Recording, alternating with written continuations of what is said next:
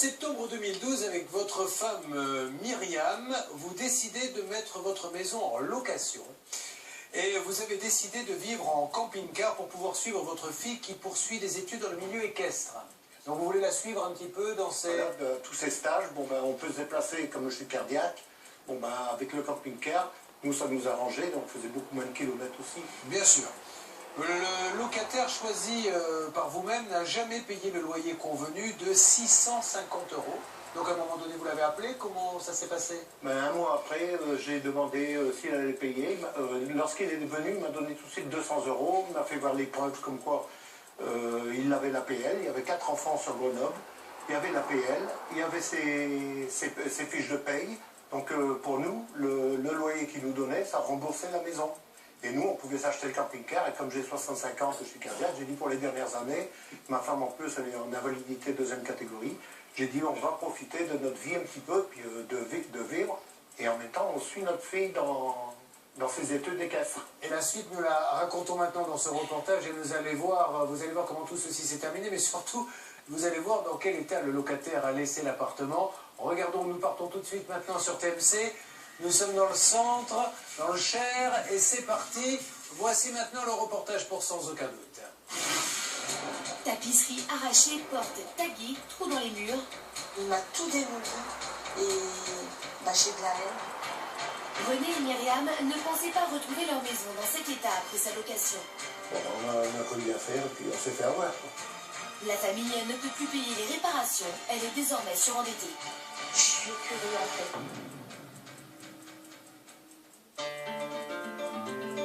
Nous sommes à Châteauneuf-sur-Cher, près de Bourges. Pour accompagner leur fille dans ses études équestres, Myriam et René ont décidé de mettre leur maison en location pour acheter ce camping-car. On va pouvoir voyager et notre fille pourra faire le tour de la France dans tous les centres équestres à chaque fois qu'il y a un stage. En septembre 2012, ils trouvent un locataire, un réfugié politique macédonien. On a demandé les garanties, il nous a tout fait voir, c'est-à-dire l'APL, sa carte de séjour. Et il nous a dit aussi qu'ici, il allait refaire les marchés entre Bourges et Saint-Amand, c'est pour ça qu'il était intéressé ici. Marché conclu, le nouveau locataire débarque avec ses 4 enfants, ce qui réjouit Myriam. On a une grande maison, j'ai élevé mes enfants dedans. C'était que de la joie et du bonheur. Je me suis dit, 4 enfants dans ma maison, c'est magnifique. Problème, dès le premier mois, le nouveau locataire ne paye pas l'intégralité du loyer. Au lieu de me donner 650 € comme prévu, il m'en a donné que 200. Mon mari il a dit non, c'est louche, c'est pas normal. Bon, on va visiter la maison à nouveau. Très vite, il ne verse plus aucun loyer. Le locataire finit par être expulsé en novembre dernier au bout d'1 an. Mais lorsque Myriam et René découvrent leur maison, ils sont atterrés. Elle est complètement saccagée. Il n'y a plus de baguette ici. Il n'y a plus de prise. Ah non? Premier choc, la découverte de leur ancienne chambre, totalement méconnaissable. On a passé 12 ans ici dans la pièce. C'était notre chambre. Et maintenant, on est complètement désolé, complètement abattu de là-bas dans l'état où elle est. Tout ça ne nous représente rien. Cuisine détruite, tapisserie et prise murale arrachées, la maison est dans un état lamentable. Et à l'étage, ça continue. Alors le trou, Le trou, il a tout défoncé. Porte taguée, store cassé, gros trous dans les murs. René et Myriam sont abasourdis. j'avais plus de jambes, je ne savais plus parler. Ça a été un choc terrible. Le couple demande alors réparation, mais l'ancien locataire au chômage est insolvable. Ah, il nous a quand même laissé le tableau. Aucun moyen pour eux de récupérer les loyers manquants et de se faire rembourser les dégradations. C'est facile d'avoir des aides, mais lui il s'en sort, c'est parce qu'il y a un seul bail, il a le droit de tout démolir. Myriam, René et leur fille ont dû stopper leur tour de France. Cette mésaventure a mis le rêve de leur fille entre parenthèses. Sans mes chevaux, je suis plus rien en fait. Moi, je suis en seconde en ce moment et là, je suis en train de galérer, j'y arrive pas, j'ai plus aucune motivation.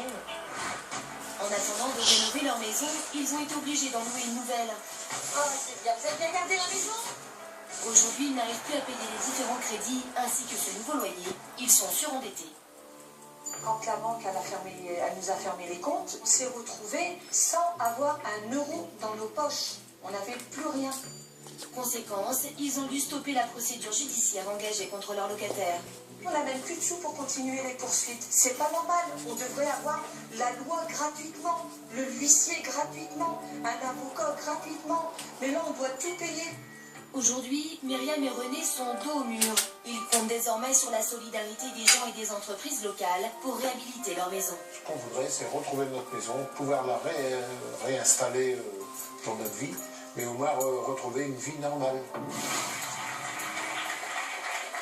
Est-ce que vous avez l'impression, René, que vous avez été un peu léger dans la façon dont vous avez loué la maison? Ben, ça a été très vite. Lorsque ma fille a décidé de faire ses études, nous on a cherché tout de suite pour avoir un stage donc équestre et trouver une école. Donc on l'a trouvé à Châtellerault. Et de Châtellerault, on nous a dit ben, il y a un stage, mais à plus de 100 km d'ici, c'est à Saint-Cyr-sur-Loire. Donc on a dit bon ben on est d'accord, on est prêt à partir. Et au lieu de faire 5 à 6 heures de route tous les lundis pour aller conduire ma fille aller-retour, en plein hiver, bon, oui, ça j'entends bien. Tout là, ça nous faisait beaucoup, donc on a dit... Oui, ce que vous êtes en train de me dire, c'est que j'ai eu besoin d'avoir un locataire très très vite. Voilà. Oui. Et là, on en a eu 5-6 d'un coup. Mais alors, première question, pourquoi vous n'avez pas pris de cette fameuse assurance des loyers non payés? Je l'ai fait. J'ai été le demander le lendemain. On a eu le locataire, on a choisi le locataire le 5 septembre. Le 6 septembre, j'étais parti déjà à ma banque pour les demander pour avoir l'assurance des loyers à payer. Et ils m'ont répondu, donc ils ne pouvaient pas faire cette assurance-là parce qu'ils ne travaillaient pas. Il fallait qu'ils travaillaient, que je donnais une fiche de paye. Mais c'est pour ça qu'il faut prendre l'assurance avant, avec le dossier de la personne, avant de lui donner l'appartement. Oui, mais nous, ça a été très très vite parce que nous, ça s'est décidé en septembre. Nous, il fallait déjà être à Châtellerault. On avait 6 personnes. Bon, mais ça, ma femme, elle a dit, il y a 4 enfants. Ce n'est pas une reproche, monsieur, mais c'est la première règle d'or, maître Novakovic. Tout ce qui est fait de toute façon par expérience dans la précipitation se termine une fois sur deux dans le mur. Hein. Malheureusement, il ne faut jamais se précipiter systématiquement, recevoir les éventuels locataires, se renseigner sur leur solvabilité. Une caution. Prendre une caution. On a demandé un caution, il nous a donné 200 € tout de suite. Ah non, mais c'est pas Mais ça non, une mais pas caution. ça, Non, non, mais ça, non. c'est une personne Un qui est garant. caution. Ah oui, mais là, rien. Eh oui, Là, ça a non, tellement mais- été vite que... Voilà, donc ça, encore une fois, parce que je vois bien que vous avez été même super vite, puisque on ne peut pas louer un appartement comme ça. Maintenant, ce que j'essaie de comprendre, c'est la brutalité. C'est-à-dire qu'il a pris un malin plaisir. Qui vous paie pas les loyers, c'est pas le premier et ça ne sera pas le dernier. Parce qu'il était en expulsion, il a été condamné en expulsion en octobre 2013. Et en étant en expulsion... Expulsion de quoi, du pays? Non, de la maison. Ah, de la maison. Ah oui, il y a eu une procédure de fait. Et pourquoi il a tout cassé pour ça, pour se venger? Eh bien voilà, donc il devait partir pour le 2 décembre. Notre huissier nous a dit, bon ben il est très très violent, faites attention. Il a déjà agressé le clerc significateur, il a été très violent avec. Nous on va attendre, on est dans la trêve hivernale, on va attendre le 30 mars et le 15 mars, on ira avec les gendarmes pour aller faire un état des lieux. Il faisait l'état des lieux, et puis après c'était l'expulsion. Et on n'a pas eu le temps, il est parti avant. Mais par contre, il a tout saccagé, par plaisir. Il a même arraché des prés. Hein, je vois pas l'intérêt d'arracher une Ah oui, pré. les trous dans les murs, vraiment saccagés. Aujourd'hui, vous êtes en surendettement? Ah, aujourd'hui, on est en surendettement. Nous, on est tout arrêté, même ma fille, elle ne peut même plus faire ses choses. Donc vous êtes en plus cardiaque, votre femme a un handicap? Oui, ma fille a arrêté ses études. Elle a dû arrêter les études à cause de ça? Ah oui, hein. Elle ne peut plus continuer à faire...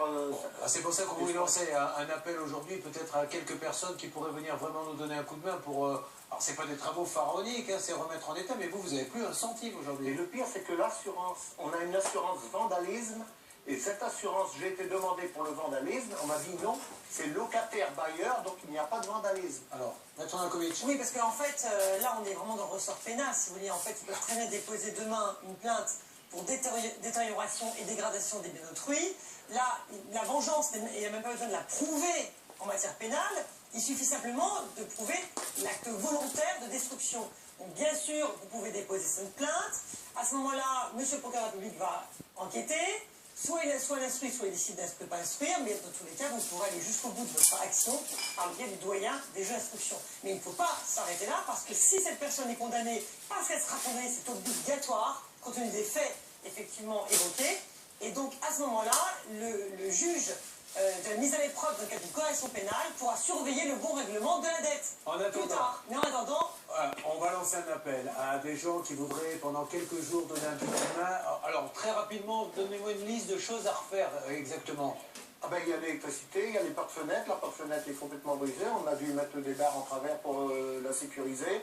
On a l'assainissement. L'assainissement, on avait l'argent parce qu'on devait refaire un assainissement complet au mois de janvier, février 2013.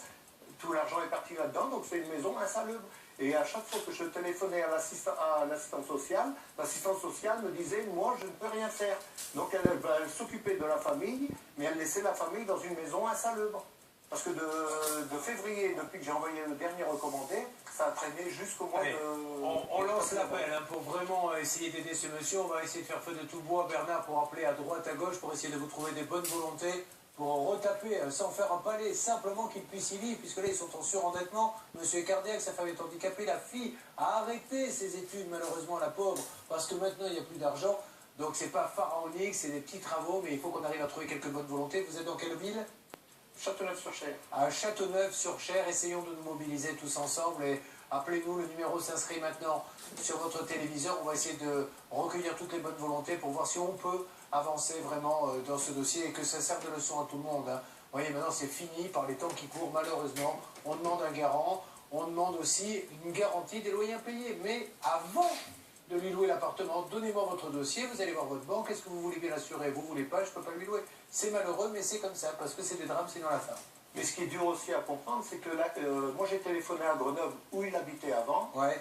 Bien sûr, j'ai fait toute la liste de la rue. Il y a quand même un voisin qui m'a dit qu'il était déjà expulsé d'ici et il y a des démoli.